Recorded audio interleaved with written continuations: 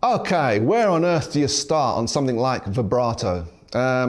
Let's just have a little speech before we start actually playing. Vibrato is a great way of expressing yourself. If you think about a vocalist or a saxophone or a violin or a guitar, without vibrato, everything is very flat sounding.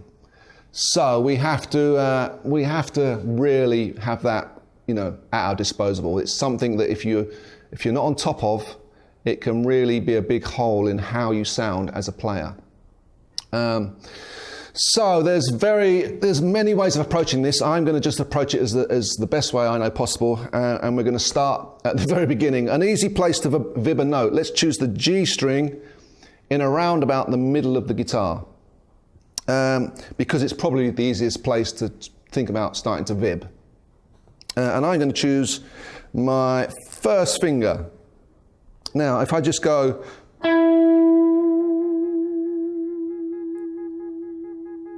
seems easy, doesn't it? The mechanics behind vibbing a note does not come from moving your finger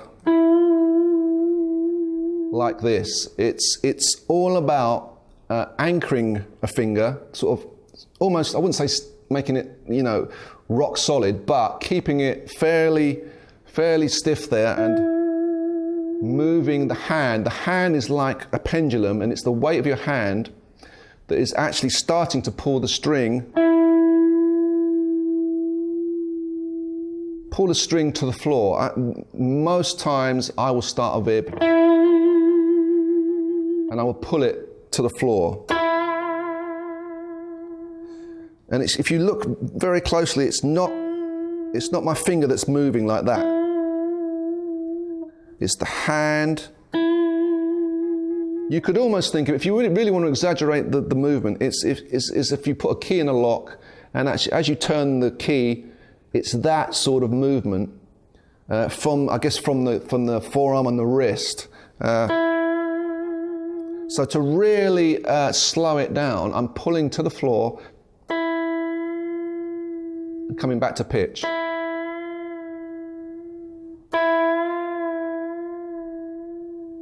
But it's not the finger. The finger is sort of just staying the same, and it's the actual movement of, the wrist and the hand. And although we think of a note, we think of the note and we think equal amounts of above and below it, what actually happens in, when you're vibbing a guitar string is actually you're pulling it, one way and bringing it back to pitch. I'm not sort of pushing it above, I'm pulling it to the floor.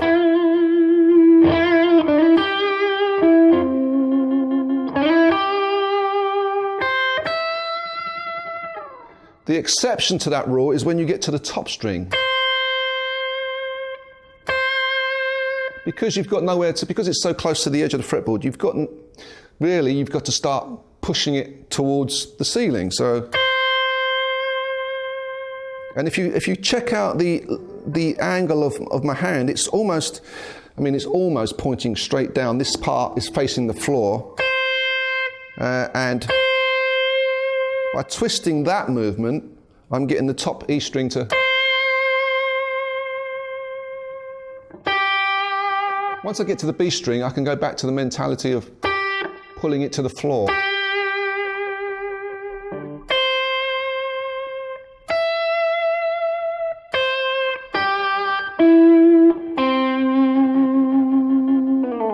Let's try that note there. As you might have guessed, I'm doing a little C major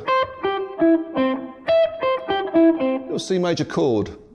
Let's try taking the third finger, but not just the third finger, the second finger and the first finger. Stick them all on the string and use those anchor points to move your hand for the vib on the D string.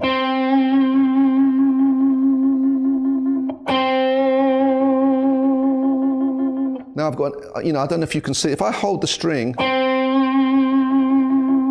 there's a sweet spot across the top of my fingers where it's the optimum point to hold the string. If you hold the flat of your fingers, if you hold this fleshy bit flat, you're not going to be able to you're not going to be able to vib. It won't move. You've got to have that sort of almost the tippy tip of your finger. Every time you touch the string, it's the tip of the finger rather than the flat of the finger. Obviously, you can really overdo it and you can bring it too far to your nail. You don't want to do that. There's a sweet spot, right, sort of right in the middle there. You have to find your own. Your fingers are going to be different to my fingers, but there will be a sweet place where it's maximum, maximum movement.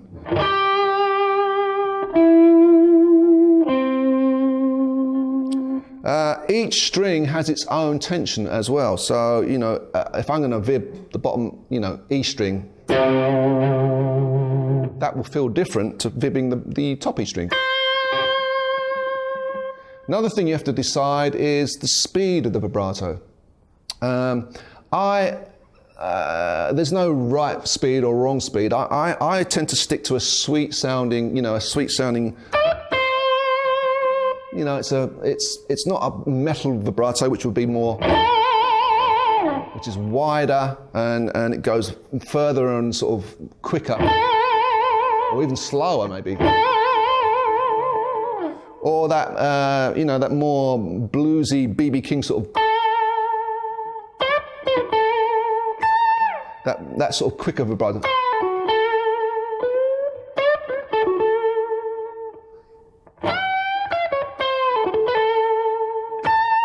He's got a quicker sort of sounding. I like that middle ground where it caters for most situations, and I equate it. I liken it to my favourite singer. If you listen to certain singers, like my favourite singers, I don't know, David Bowie, Paul Rogers, Chris Cornell. When they sing, it's not just about the notes they're singing; it's how they express with their vibrato on their voice. And I take that mentality and I stick it on the guitar.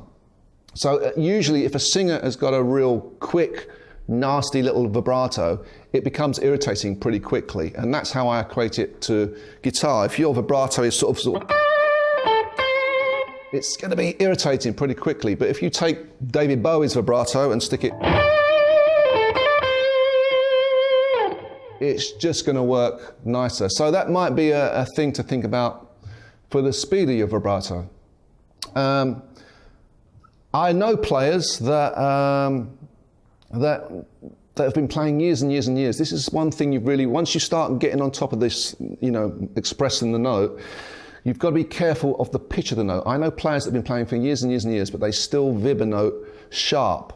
So let's say I take the C note there. I'm doing it and it's coming back to pitch. But if I just vib it slightly sharp, now, I don't know if you can hear that. There's a big difference. And I know players that have been playing a long time and they still vib the note sharp. So this is something you've got to be really careful of. It's all about keeping it in pitch. To a certain extent, if you can hear that noise where the string is rubbing against the fretboard, if I just hit the note,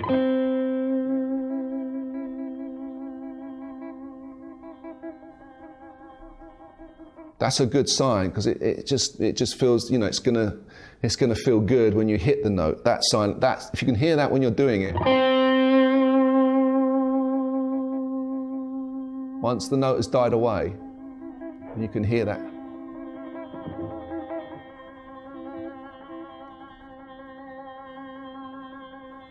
That's a good sign that you're actually getting to grips with it. So be very careful about. Be very careful about vibbing the note sharp. It might be worth you checking out. I'm not saying professional players, I'm professional. Maybe intermediate players, and actually just making a mental note whether they are vibbing notes sharp when they actually do improvise. It's an interesting thought. A lot of people do it. Another thing you really, really want to avoid is the classical vibrato, where it's side to side. That is strictly for classical playing. If you're into blues, rock, metal, you've got to, as soon as you think about vibrato, it's all about to the floor. This is This is nasty. This is sweet.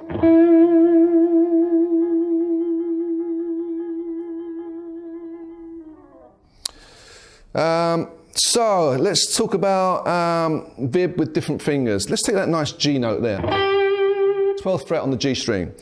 I want to vib the same note and get the same sound with each finger. So there's the first finger.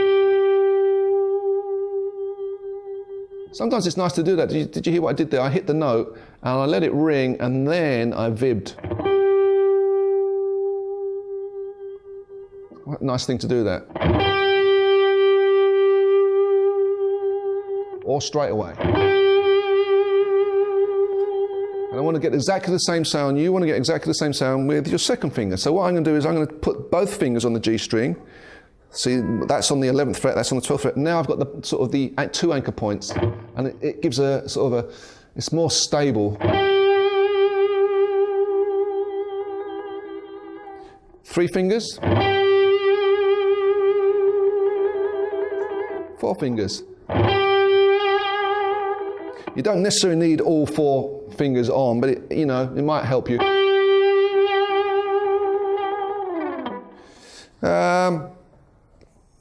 Let's think about vibbing a scale. I'm going to go upper C major scale. We're going to vib every note. There we go. Well, let's try and do it in time. Let's try and think about the vibrato in time with the beat. If we go 1, 2, 3, 4.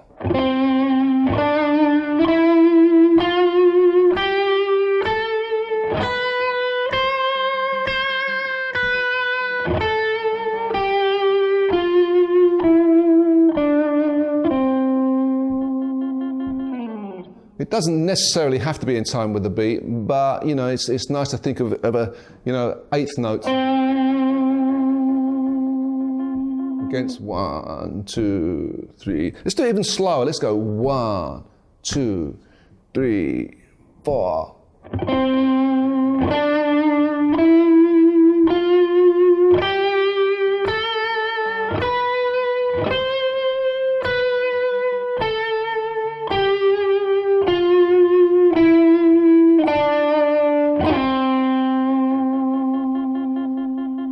Let's go up tempo.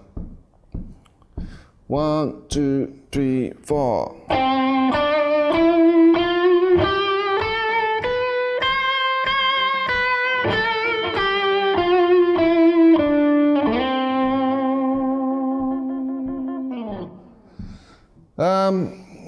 It's something that it's the first thing you've got to really work at. Vibrato is so important. There's a couple of hints that I could give you to get you started in terms of if you've got light strings.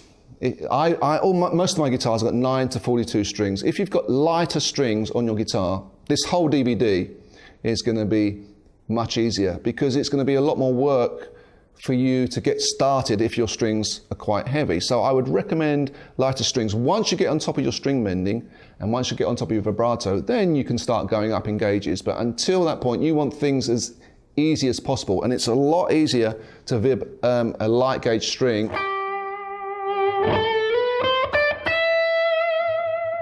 especially when we get into the string bending. We can also think about double stop bends. Taking little maybe chords and little bits of chords and vibbing those. If I'm thinking about an A major chord, nice little 2-note bend there, 2 notes just there, the 6th fret of the G and 5th fret of the B. And this is again anchoring the finger, and it's about the sort of the pendulum of the hand, the weight of the hand. It's not so much we're not exaggerating that movement, but it's just the weight of your hand, keeping this anchored, keeping the strings anchored.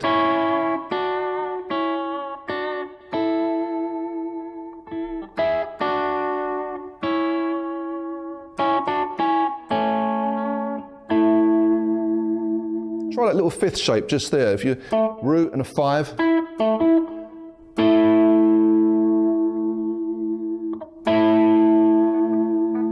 Third shape, maybe.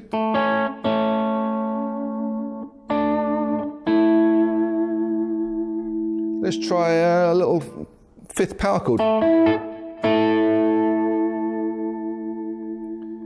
Now this anchoring the fingers and moving the hand really comes into play when you're dealing with more than one note.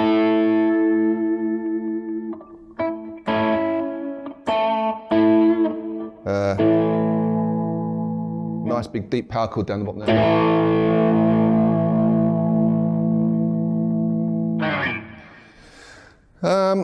We're also going to take a little look at the whammy bar. The whammy bar is great for vibrato.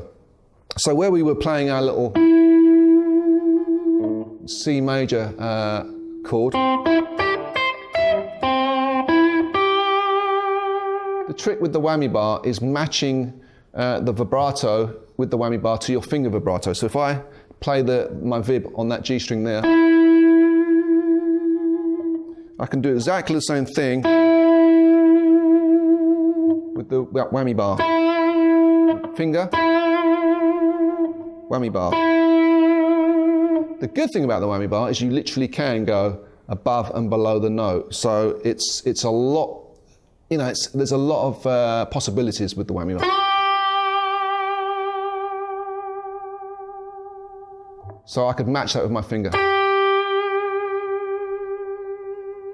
It's more about the speed and the width of the vibrato that's making it the same. With the whammy bar, you're going above and below the note. I've got my trem floating. All my guitars have a floating trem, which means they're raised off the body, which enables me to go above and below the pitch.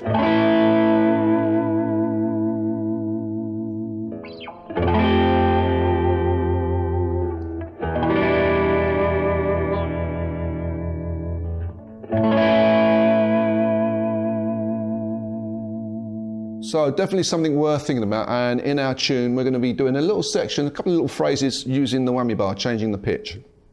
So it's a big subject, vibrato. The main thing you've got to think about is the hand thing, not moving the finger. It's the hand and using the hand as a pendulum. If you want to take a look at Eric Clapton's vibrato, he lifts off the back of the hand. So when he vibs a note,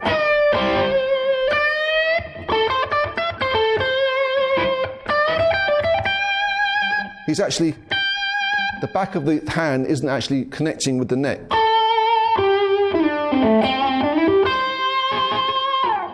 Now there's no rules, but it makes his vibrato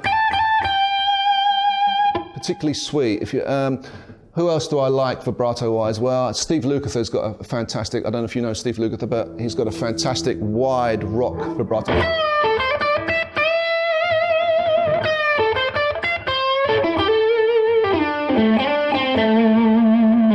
It's wide and soulful, but it's not a metal vibrato. Whereas someone like Zakk Wylde has got a real fat, wide... It's a real wide vibrato. So, you've got to, the players you listen to is the players that you absorb with your vibrato. So, when I was, getting this stuff together when I was about 11, 12, 13, I was listening to Clapton, I was listening to Jimi Hendrix, I was listening to Beck, Joe Walsh, I was listening to bands like Leonard Skinner, and I absorbed the sound of these players, and eventually it became what I am today, I guess, vibrato-wise. So who you listen to is very, very important. So I would recommend people like Clapton, Lukather, Dave Gilmour, Michael Landau, Scott Henderson, Jeff Beck, Joe Walsh is a great one. These players have a real sweet vibrato. So it's who you listen to will sort of seep into your playing. And as we go through this DVD and we look at the tune we're going to do, as well as learning the actual notes that I might be playing on phrases, I'm not going to be doing licks, I'm going to be doing strong lines and phrases. Part of the sound will be the vibrato that I'm going to use. So, imitation is a good way of actually learning. If you can actually imitate the sound that I make, then that will get your vibrato up to speed quicker.